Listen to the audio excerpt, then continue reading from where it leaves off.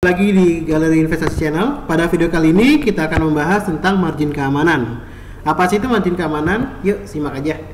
Nah, margin keamanan adalah sebuah konsep yang diperkenalkan oleh Benjamin Graham dan David Dodds dalam bukunya Security Analyst, dan kemudian diperkenalkan kembali pada bukunya yang fenomenal The Intelligent Investor. Nah, sebenarnya apa sih itu margin keamanan? Margin keamanan adalah selisih antara nilai perusahaan sebenarnya dengan harga saham yang sedang beredar di pasar. Nilai perusahaan ini kita dapat mengukurnya dengan cara indikator sebagai berikut. Nah, indikatornya adalah yang pertama yaitu book value atau nilai buku, yang kedua adalah discounted cash flow atau DCF, yang ketiga adalah free cash flow atau FCF, dan yang keempat adalah price earning ratio.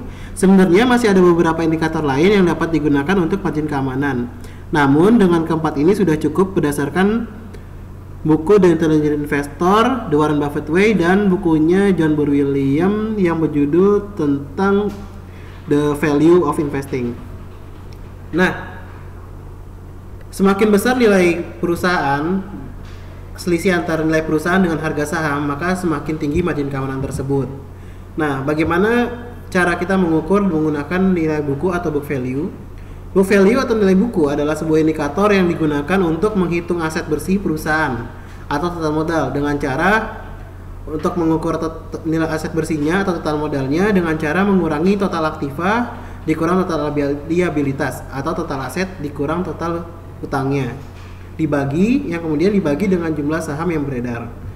Yang kedua, book value ini dapat diukur dengan cara membagi total modal dengan saham beredarnya. Jadi setelah kalian menemukan total modalnya, kalian dapat membaginya langsung dengan jumlah saham beredar. Nah, misalnya kita dapat melihat contoh sebagai berikut.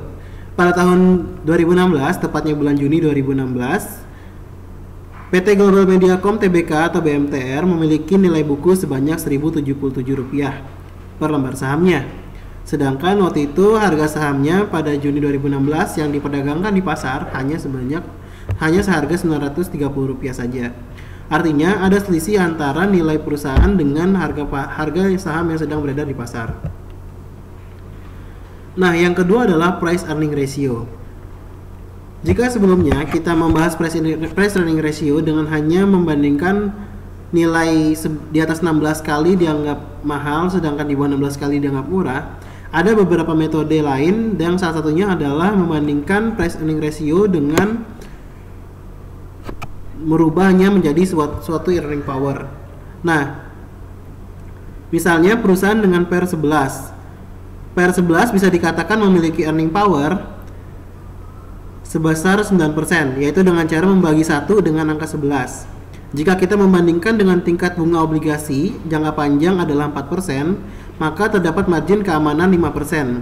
Cara ini bisa dilihat di buku The Intelligent Investor bab 20. Contoh nyatanya, misalnya kita menemukan price earning ratio sebanyak 11 kali, sedangkan untuk tingkat obligasi pada Januari 2017 sebesar 8,75%. Artinya hanya memiliki selisih margin keamanan 0,25% saja. Nah, yang berikutnya adalah free cash flow. Free cash flow atau arus kas bebas adalah indikator yang digunakan untuk mengukur perputaran uang milik perusahaan. Karena arus kas sangat penting bagi kelangsungan hidup perusahaan, sangat penting kita menggunakan arus kas sebagai nilai valuasi sebuah perusahaan. Nah, cara menghitung arus kas per saham dapat dihitung dengan cara membagi arus kas bebas perusahaan dengan jumlah saham beredarnya. Jika perusahaan memiliki arus kas per saham yang besar, semakin baik. Nah, misalnya pada tahun 2016, tutup buku di Desember 2016, PT Global Mediacom Tbk memiliki arus kas bebasnya sebanyak 2,9 triliun.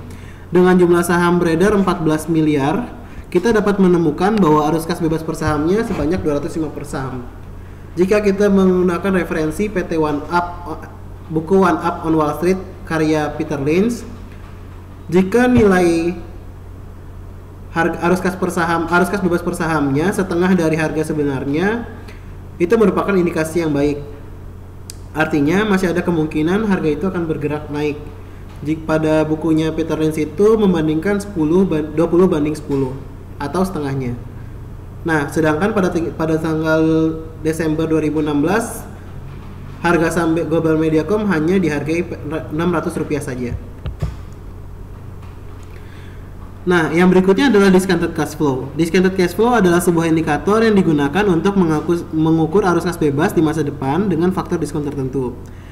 Cara penghitungan DCF bisa ditonton langsung di video valuasi DCF di channel Galeri Investasi. Pada intinya, untuk DCF hampir sama cara penggunaannya dengan book value. Bedanya cara penghitungannya menggunakan penghitungan discounted cash flow. Nah, apa sih tujuan mencari margin keamanan?